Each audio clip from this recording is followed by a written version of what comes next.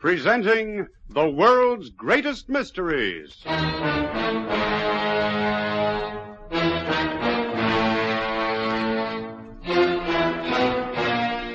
And now, your host. This is Basil Rathbone. In drama and fiction, newspaper men are invariably tough, hard-boiled characters. In real life, this is, well, it's not necessarily true, although several newspaper men I've known were as colorful as anything fiction has ever had to offer. Mike, you'll meet in a moment, is based on a real person who actually works for the European edition of a famous American newspaper. Not only is the character real, but, many of the stories which Mike tells are also based on fact. The tale you're going to hear today, for instance, you may even recognize from the headlines in your newspaper of, not so long ago. In a moment, Mike will introduce you to another mystery solved and signed with his own unmistakable trademark. Europe Confidential.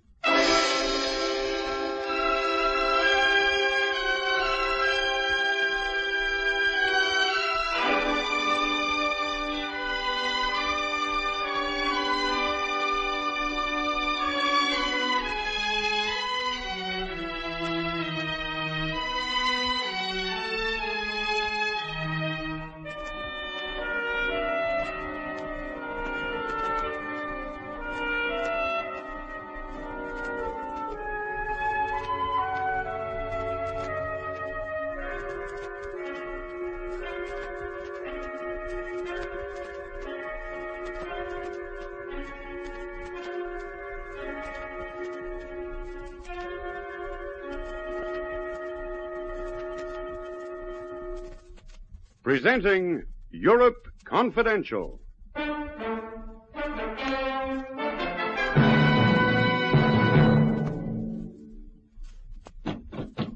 up in there!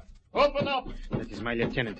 You'd better give me that gun. Don't give it to him, Brett. Open up! You're going to open that door, Dimitri. You're going to tell him that everything's all right. I will not be a traitor to my people. You can either be a dead patriot or a live traitor. Take your choice. You've got 5 seconds.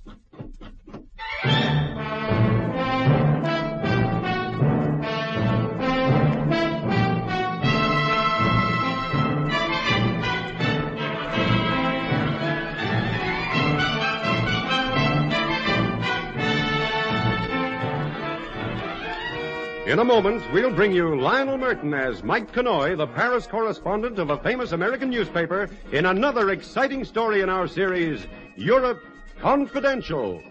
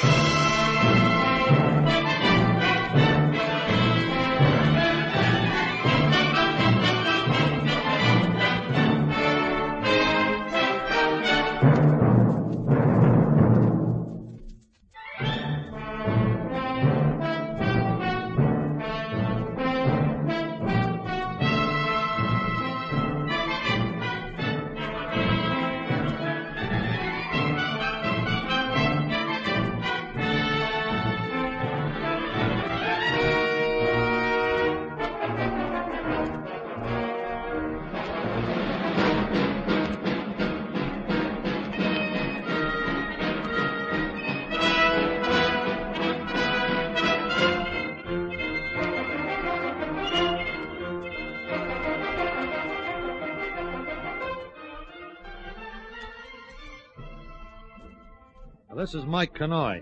I work for an American paper in Paris, but I was away off my beat that time 2 years ago when I ran into trouble down in southern Europe. I was in one of the small Balkan states where trouble flares up occasionally. The name of the country doesn't really matter now, but it was small, it was corrupt, and it was explosive. In Paris, we had word that the reigning party was likely to be overthrown any day. So I was in the capital to cover the story and maybe get something special for my column, Europe Confidential. That's how I came to meet up with Steve Holliday again, outside my hotel one day in the central square of the city.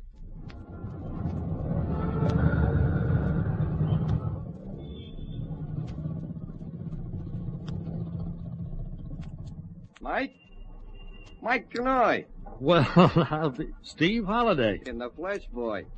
Say, the last time I saw you was in New York, just after the war. What are you doing here, of all places? Well, I came down to cover the story. So you've heard about the situation, eh? Yeah, we've heard rumors. You think it's true? You're darn right, it's true. Not that I'm officially in the know. I just work for an oil company, but the balloon's going to bust anytime. Mm-hmm. You going to stick around? Not if I can help it. That's why I'm in town. Say, listen, Mike, for old time's sake, maybe you could help me. No? Yeah, this could be a real stroke of luck. Will you help? Well, sure, Steve. I'll help if I can. What is it? Well, it's almost impossible to get plane tickets out of here, and I need 2 of them. Maybe with your influence, I could get them. Oh, it shouldn't be too difficult. I've got a contact in the office of East European Airlines. Ah, that's my boy. The office in Paris arranged it, just in case there was a rush on tickets. I'm already booked on the midnight plane out. I tipped the guy for his trouble. Maybe on the strength of that tip, I could write him a note. Now you're talking. Great, Mike. That's really great. 2 seats, you said, huh? You married, Steve? No, this is just a friend. Say, it really was a stroke of luck meeting you like this.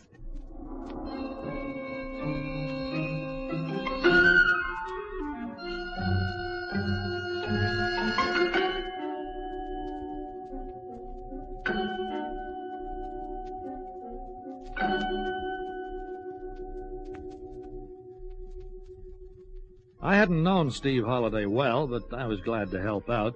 I wrote him a short note of introduction, and he went on his way. I went on mine. In the normal course of events, I probably wouldn't have heard from him again, or even known what had happened. But I heard this story later, and the parts I didn't hear I pieced together so that I had a pretty fair picture of what happened. It was around noon when I left Steve Holliday. By the time he got back to the Monahan house, it must have been after 2 p.m. Steve. Hello, honey. Where's Brett? He's gone. Gone to Bretner on business. Oh, Steve. Steve, I love you. Sure, I know, baby. Did you get the tickets? I had a stroke of luck. Ran into a journalist. Guy I knew from back home. Name of Mike Canoy. On a note from him to the ticket office, I got 2 seats. Oh, never mind how you got them, just as long as they're real. Just as long as we're getting out of this place. I can't believe it. Brett won't be home till tomorrow, and by then we'll be gone. Midnight plane. And just in time, I figure. Then there's really going to be trouble? It's brewing, honey. Strange that Brett never said anything to me about it. He's so close to General Strucker. Maybe that's why he's heard nothing. Because he's so close. When people plan to overthrow a government, the last who get told are the dictators and his friends. And Brett Monahan was known far and wide as one of General's trusted pals. Thank heavens we're getting out of this place. Maybe in a few weeks' time you'll realize just how lucky you were. I think before long, Brett's wife is going to be the least of Brett's worries.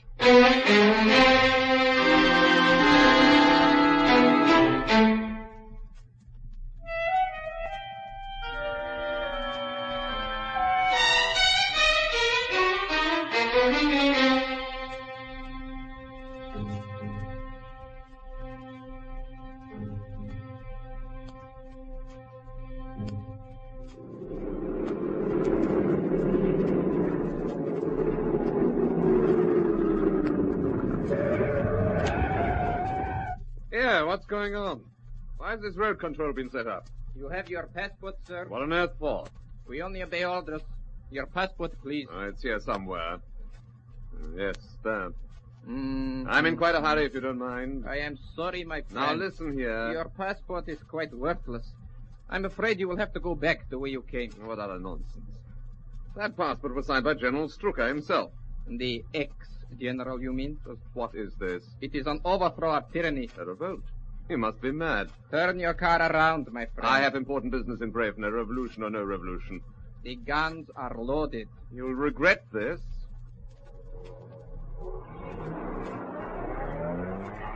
It is not us, my friend, who will do the regretting.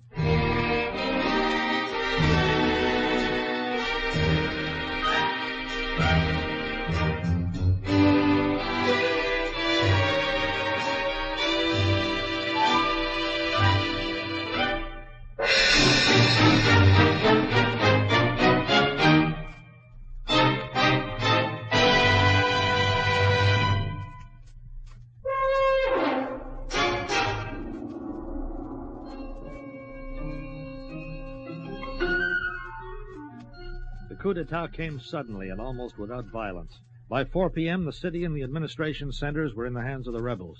General Strucker, the dictator, was under arrest. As for his friends, like Brett Monahan, well, In a revolution, I'm afraid few are spared, and they never include friends of the overthrown regime. Brett Monahan reached his house around 4:30 p.m. to find an officer of the Army waiting for him.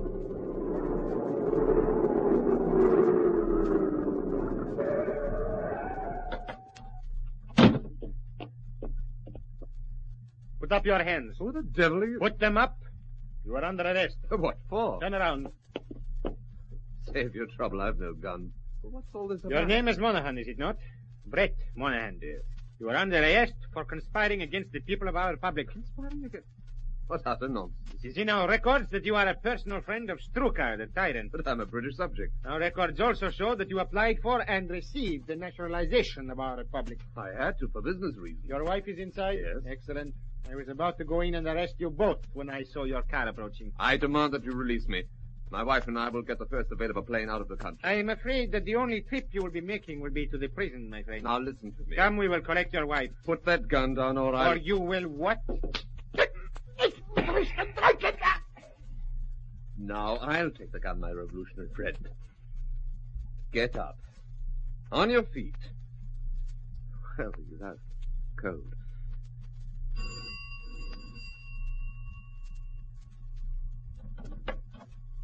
Brett! Quickly. Help me in with him. But I... Come on. Come on, there's no time to lose.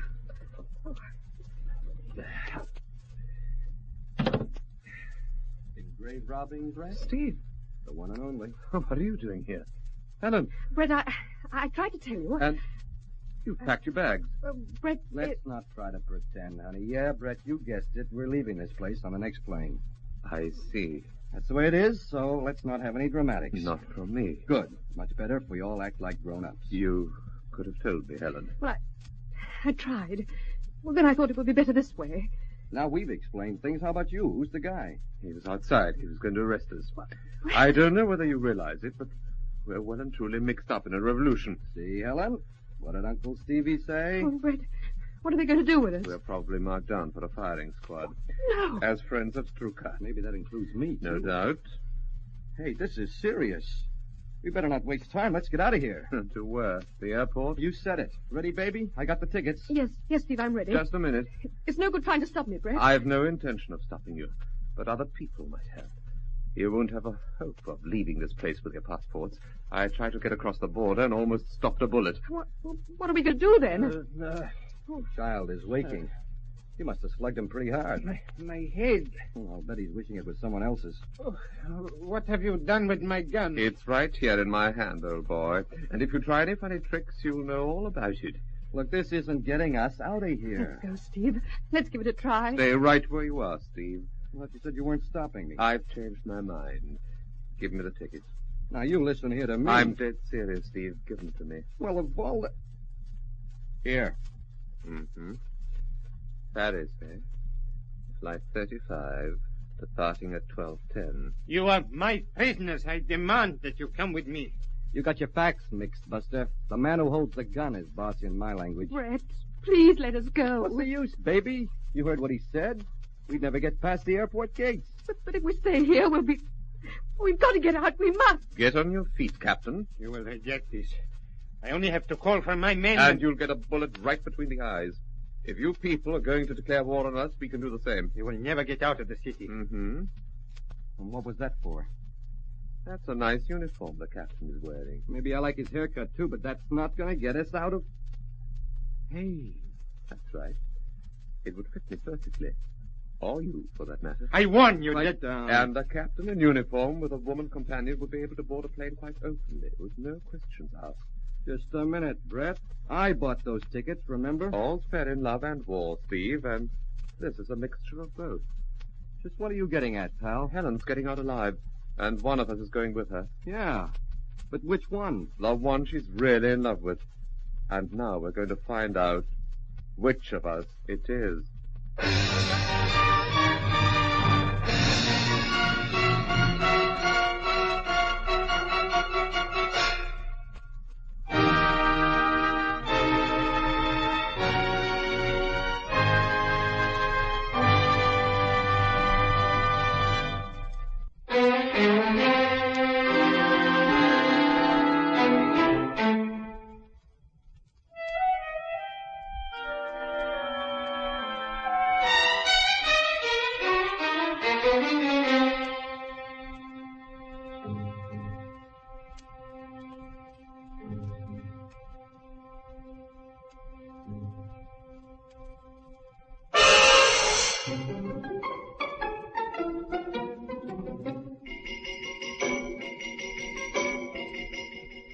was quite a situation Brett Monahan found himself in.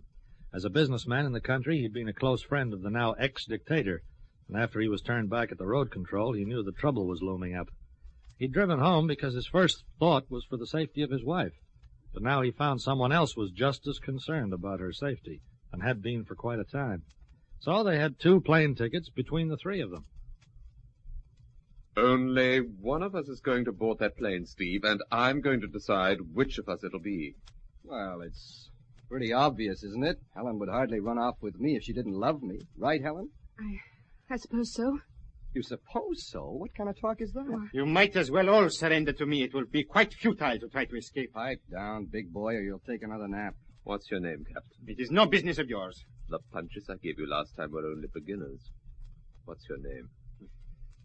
Dimitri. Show me your papers. This is an outrage. Your papers, please, Captain. Here. Mm-hmm. Anton Dimitri. All nicely signed and stamped by the leaders of the revolution. These will get us through anywhere. Listen, hadn't we better be making up our minds? There's not much use leaving for a few hours yet. That gives us plenty of time. Brett. Yes? Brett, there's no time to lose. We should get out of here. The only chances we have is to arrive at the airport just before the plane takes off. If we have to hang around, people might start asking questions. You said us. Meaning you and Helen? Not necessarily. Listen, I bought those tickets, and one of them is rightfully mine. This gun says the tickets belong to us. All 3 of us. And that I'll make the decision. Yeah, I guess it does. And it also says that I will face the firing squad in your place. That's very kind of you. I will have no choice in the matter. Our leader does not take kindly to officers who fail in their duty. That's your worry, Dimitri. Helen. Yes, Brett? Helen, why did you do it? Because you were tired of me? Brett, I want to know. Tell him, Helen. You've been tired of him for years. You were sick of the sight of him. You couldn't stand it any longer. No, that's not true. Hey, don't we change our minds a little fast? Come on, Helen. Is that true? Were you sick of the sight of me? I was sick of this godforsaken city. I was sick of the smells and the heat and the people, Brett. I just had to get away from it. You could have mentioned it to me. What good would that have done? You were stuck here for life. I could see that. And because you were tired of me, you decided to run off with Steve. Wasn't that a pretty drastic step? Oh, Brett, can't you understand? Open up in there! Open up! It is my lieutenant. You better give me that gun. Don't give it to him, Brett.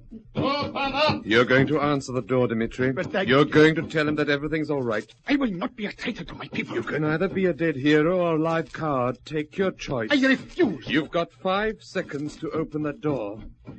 And my gun's pointed right at your back. What is it, Lieutenant? Sorry, Captain, I thought... Must you bang on the door like a fool? What's the trouble? you said you were going to arrest the traitors when you did not show up. I thought... I'm having a last drink with them. They requested it. One grants the last request of all condemned. I am sorry, Captain. Now get yourself from my presence before I have you court-martialed. Yes, sir, I apologize once again for... Pretty good, Captain. I could have done better myself. It will mean the court-martial for me. I will be shot by my own soldiers. At least you'll be among friends. What time does the purge start, Dimitri? There will be no purge. Our people have already removed those holding positions of power.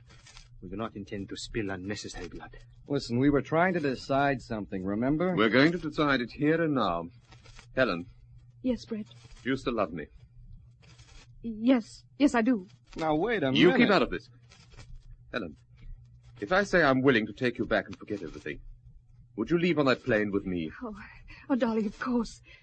Brett, let's get out of here. Now, right away.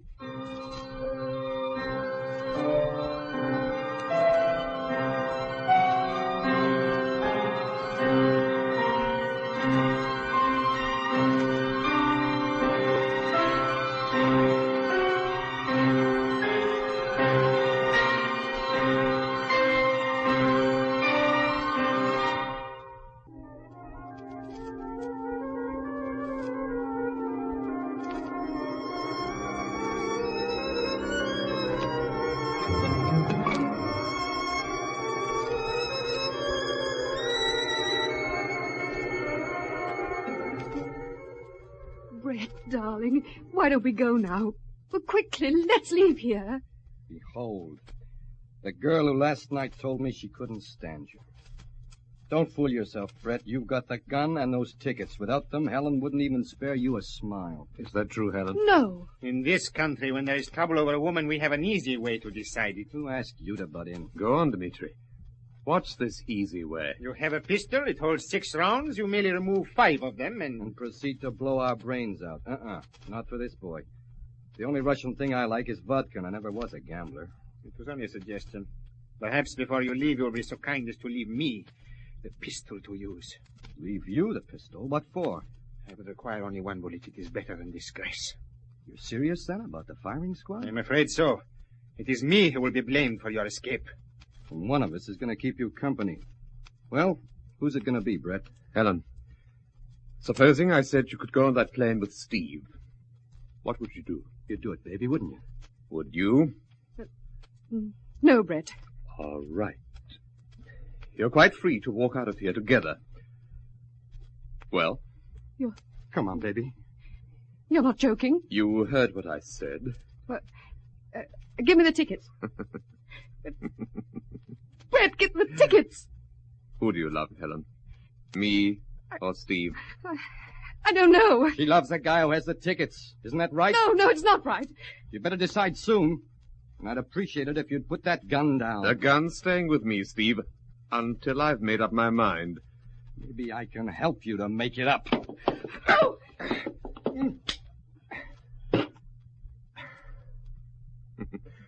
I was a commander for 3 years, Steve. My arm. Get on your feet.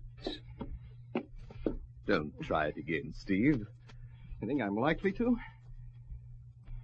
You know why I wanted that gun, Brett? So I could start talking sense to you. I'm listening. You know what I would have done? I would have said, come on, Brett, we're getting out of here. Just you and me. Steve! You would have done that? Sure. Honest. I thought you were in love with Helen. Did I ever say that?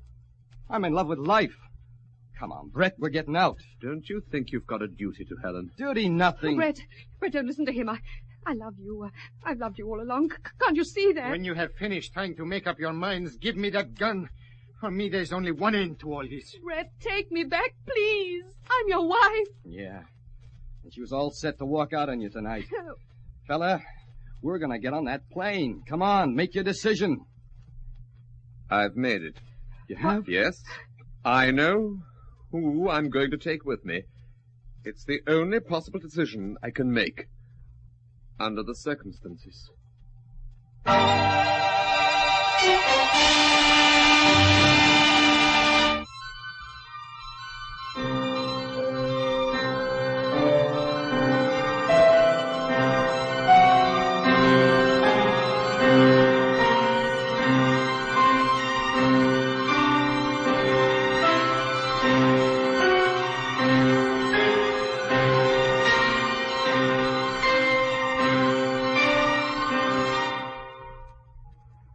This is Mike Kanoy again. I was on that midnight plane out, along with a group of about 30 other people. Naturally, I made some inquiries about Steve Holliday, since I expected him to be on the flight. And through making those inquiries, I came to meet Brett Monahan. It was on the long flight to Paris that he told me this story of the choice that he made.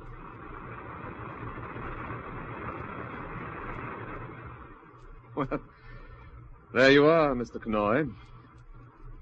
Sorry if Steve was a friend of yours. It was the only thing I could do under the circumstances. Well, forget it. Steve was no more than an acquaintance. I think he acted pretty badly. They'll get out.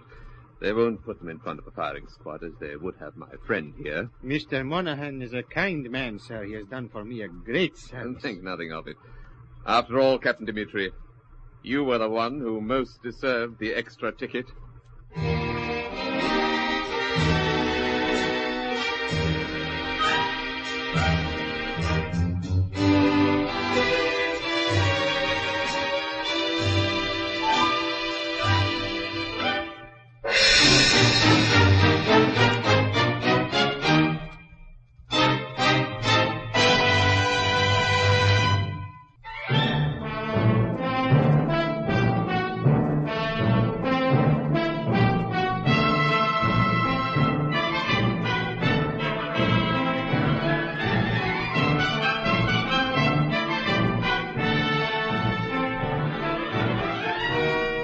You have been listening to Lionel Merton as Mike Kanoy in another exciting episode in the series, Europe Confidential.